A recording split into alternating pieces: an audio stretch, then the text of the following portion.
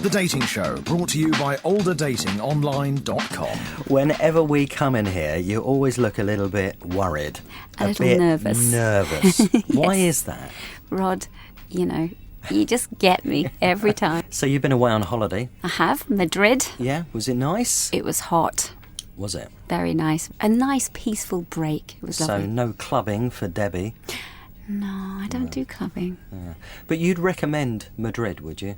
Yes, I would. It's a really historical city, lots of beautiful things to see, and also lots of things that you already know. So you go there and it's fantastic to see them in reality. Would you describe it as a romantic city?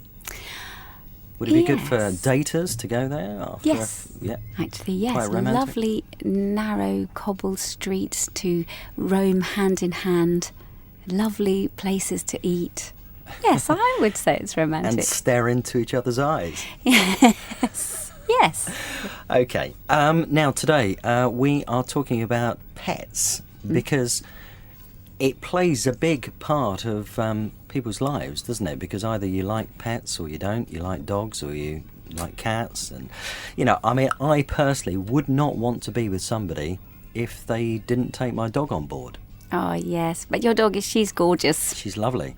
And probably the same with you. Is that right? If you met somebody and they went, no, I'm sorry, it's me or the dog, you would not be able to get rid of the dog, would you? I'd choose the dog, Yeah, yes, every exactly. time. Yeah. So when you're internet dating, if somebody says, don't like dogs, no dogs, it's going to put you off them, isn't it?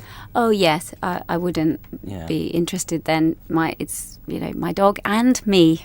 Dog and you, right, okay. So we've got a bit of a celebrity on the show today, Ben Fogle. Yes. Yeah, a bit of a heartthrob, isn't he, Debbie? Oh, I like Ben. TV star. So he's talking about pets and dating, so let's hear from him. The Dating Show, brought to you by olderdatingonline.com. So the study reveals that more than half of Brits, actually specifically around the London area, about 55% think that loving animals makes a person more attractive. So basically, if you have a dog, you're more likely to find love. But in this age of internet dating, doesn't this seem a very old-fashioned way of meeting someone?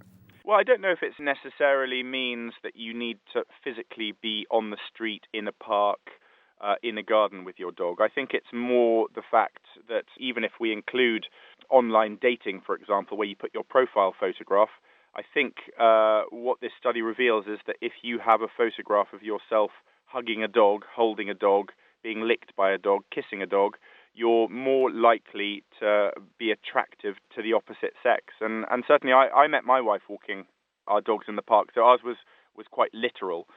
It was very kind of Disney-esque, and in fact there's a number of other people. Davina McCall met her husband while walking her dog.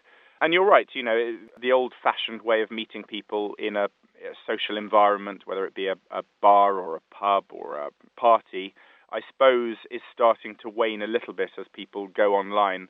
But I think the study is still an interesting insight into what we find attractive traits in other people. In 101 Dalmatians, the dogs got on just as well as the people. Did that happen to you? Ish. My dog, sadly late dog Inca, because I lost her 2 years ago, she was always more of a people person than a doggy person. So I wouldn't say they hit it off and, were best doggy buddies. But amazingly, compared to how she normally reacts, they actually did get on quite well from the start. And then, obviously, as our relationship became more serious and then we got married, they became inseparable. They slept in the same beds together and they were, very much kind of doggy siblings. But that's another whole dynamic. You're right as to whether the dogs actually get along. And I certainly know people that have met or got together through their dogs where the dogs haven't liked one another that much. And that's a whole other big dilemma. Do you separate from someone just because the dogs don't like one another? That's a whole other area. Oh my gosh, yes, it is indeed. What do you think makes dog owners potential good partners?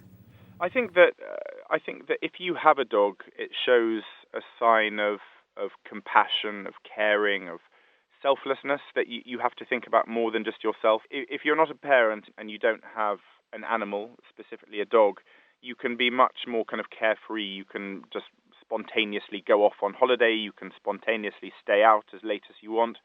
as soon as you share your home with a dog, you've got huge responsibilities to make sure that dog is walked twice a day or 3 times a day, to make sure that it's not lonely, that it has company, that it's fed on time. And I think that trait of caring is very attractive in my mind. And the fact that you're willing to open up your home to a 4-legged hairy animal is just, it's quite odd when you think about it. But if you have a dog, you get it. Yes, I do have a dog, so I do get it. And what do you have? She's a Border Collie cross. Lovely. Absolutely adorable. My best friend, certainly. Exactly. One exception, according to the research, is when dog and owner don't match. Would you be put off by a woman walking her Rottweiler? That's an interesting one, because and obviously the opposite flip side to that is whether you would be attracted to a man walking a tiny Chihuahua, or probably wouldn't be walking it, they'd be holding it in their man bag.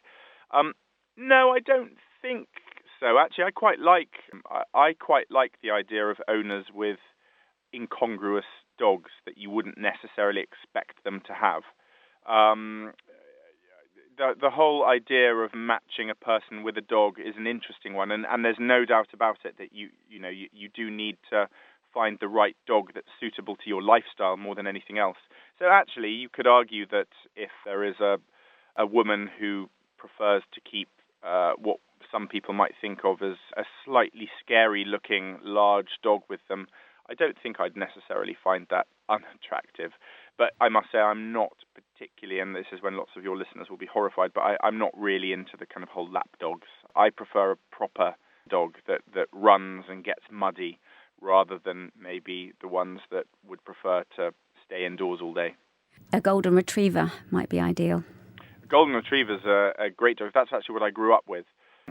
You can imagine love in the air currently, but what about a dog walk in the driving rain in early November? Well, that's where those that have dogs really come into their own. In summer months like today, I was out at 6 a.m. walking our dogs, and it was beautiful. The birds were in the trees. There was freshly cut grass. It was nice and sunny. I was wearing a T-shirt in London. So that's obviously a lovely time to go walking.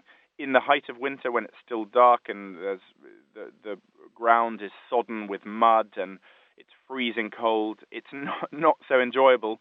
But that's when I think that's when the true heart of the dog owner comes out. That through rain, sleet, and snow, you have to go out, because dogs don't mind it. Dogs love it. But that just shows the kind of selflessness you need if you actually are a dog owner. Yes, it's commitment, isn't it, through the good and the bad times, which is good for any relationship. Absolutely, and I think it teaches you as a relationship. You have to get through the good times and the bad times together, and it helps you to deal with that. And you're right, I think there's lots of metaphors, but ultimately, having a dog, in my mind, is the best thing you could ever do. TV presenter Ben Fogle talking about the good and the bad. My dog, the bad times. Oh boy.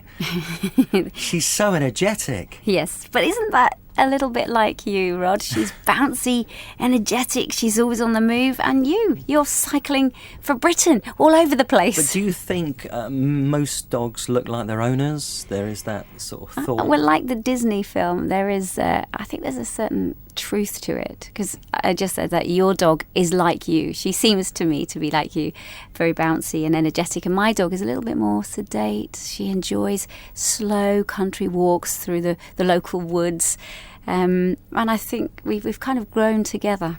Right. Okay. And I mean, just moving this on, if you saw somebody online on olderdatingonline.com, maybe they had a snake or a pet rat. Ooh.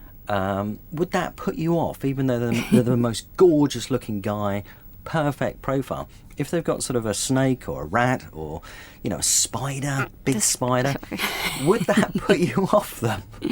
Well, the rat hopefully wouldn't live too long, so it depends how gorgeous he was. But a snake could live for many, many years. If a man loved the snake, I think I wouldn't be that interested. The Dating Show, brought to you by olderdatingonline.com.